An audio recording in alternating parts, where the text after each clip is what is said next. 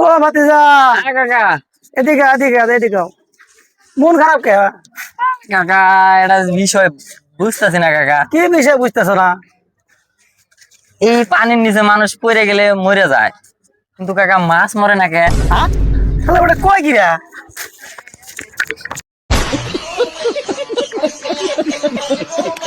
কাকা ভাতিজা, আচ্ছা, বট গাছে এত ছোট ছোট ফল ধরছে আর এত ছোট গাছে এত বড় ফল ধরছে, কে এটা বট গাছে ধরলে ভালো হইতো না? হ্যাঁ